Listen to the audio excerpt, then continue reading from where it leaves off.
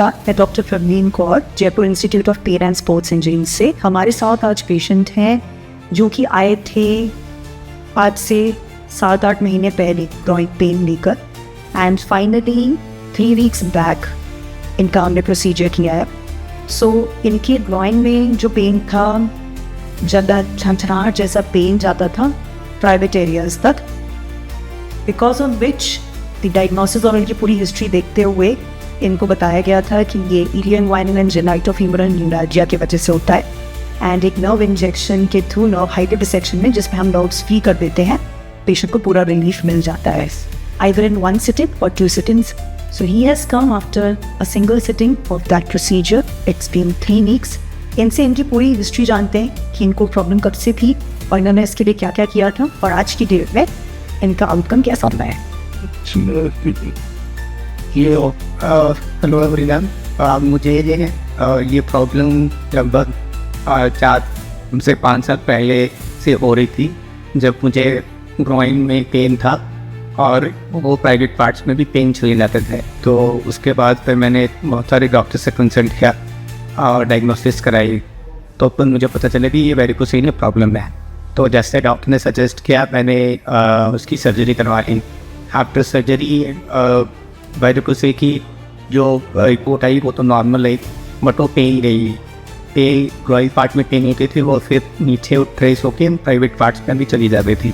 तो फिर मैंने 2-3 डॉक्टर से फिर कंसल्ट किया कि ये प्रॉब्लम फिर से परसिस्टेंट है, सर्जरी के बाद भी ये गई नहीं हुआ है। उसके बाद फिर बहुत सारे मैंने रेडियोलॉजिस्ट से भी कंसल्ट किया, तो उसमें फिर वो चीज़ समझ नहीं आ रही थी कि एग्जैक्टली इनना क्या।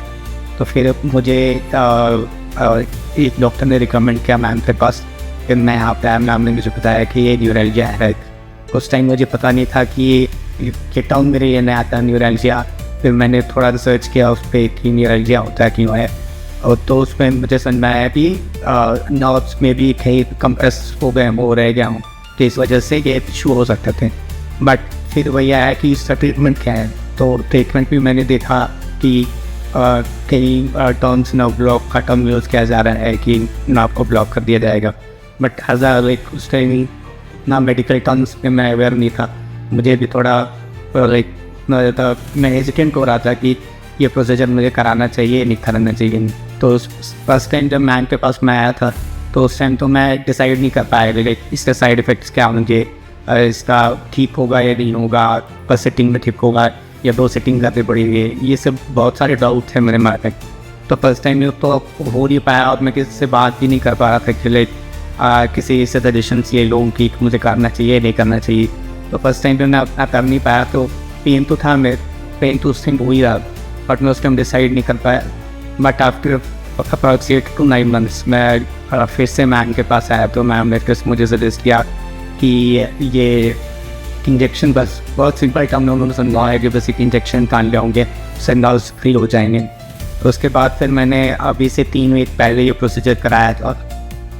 प्रोसीजर बहुत ही स्पोर्ट्स था, कोई पेन भी नहीं हुआ। मैंने बहुत अच्छे से लाइक जो भी उसको हमारे जो रहता है एनेस्थीसिया और जो गाइडेड ये लोग नर्व को आइडेंटिफाई करके फिर उसको उसमें इंजेक्शन देखे, तो प्रोसीजर बहुत ही स्मूथ था, पेनलेस था।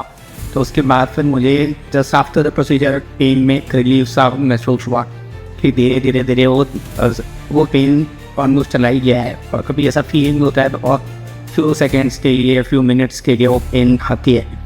तो मैं ये कहूँगा कि जिन किसी को भी ये प्रॉब्लम है कि डोंट बी हेजिटेंट, आप अपने जो भी प्रॉब्लम्स है उसको शेयर करें। मैम ने बहुत अच्छे से हमें समझाया था। सो प्रोसीजर इज़ वेरी स्मूथ। सो मैं यही रिकमेंड करूँगा, if you have any problem related to this, please consult to ma'am and have whatever solution is there you can opt for that. One right here.